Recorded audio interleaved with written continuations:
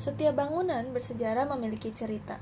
Namun, tidak semua orang menyadari bahwa di balik cerita tersebut terdapat pesan-pesan politik yang masih hidup.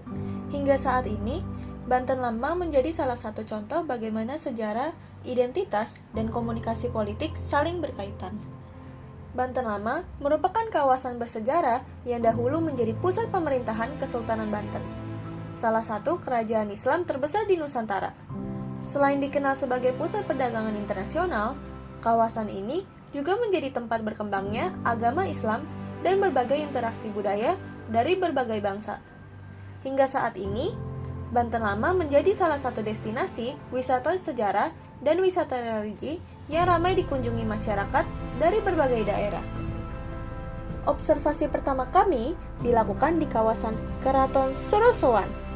Dari papan informasi, bangunan yang tersisa, serta penjelasan yang tersedia di lokasi, terlihat bahwa pengelola situs membingkai Banten Lama sebagai simbol kejayaan Kesultanan Banten. Narasi yang disampaikan lebih banyak menekankan kebesaran kerajaan, peran para sultan dalam penyebaran Islam, serta posisi strategis Banten sebagai pusat perdagangan pada masanya. Selain mengunjungi Keraton Sorosowan, kami juga melakukan observasi di Museum Purbakala Banten Lama. Museum ini menyimpan berbagai peninggalan Kesultanan Banten seperti artefak, keramik, mata uang kuno, dan sisa arsitektur bangunan. Melalui koleksi dan informasi yang disajikan, pengunjung diajak memahami sejarah Kesultanan Banten sebagai kerajaan yang memiliki peran penting dalam perkembangan politik, perdagangan, dan penyebaran Islam di Nusantara. Dari perspektif komunikasi politik, museum berfungsi sebagai media edukasi yang membentuk pemahaman masyarakat terhadap sejarah. Museum membingkai Banten Lama sebagai warisan sejarah yang harus dilestarikan. Nilai yang ditekankan adalah pentingnya menjaga peninggalan sejarah sebagai identitas budaya sekaligus sarana pembelajaran bagi generasi sekarang dan yang akan datang.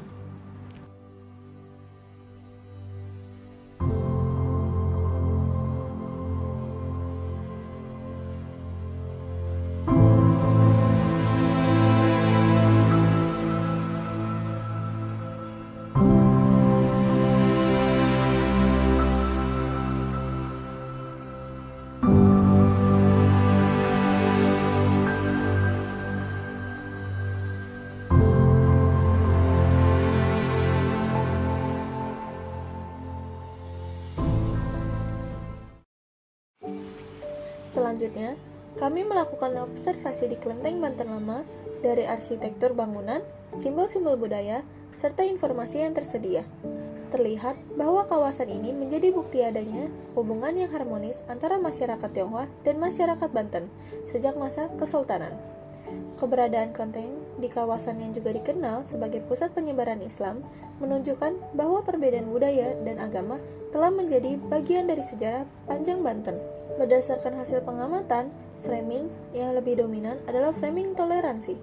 Hal ini terlihat dari bagaimana identitas masyarakat Tionghoa tetap dipertahankan tanpa menghilangkan identitas masyarakat Banten yang mayoritas beragama Islam. Framing tersebut memberikan dampak positif karena memperkuat nilai keberagaman, membangun hubungan yang harmonis, serta menunjukkan bahwa perbedaan dapat menjadi kekuatan dalam kehidupan bermasyarakat.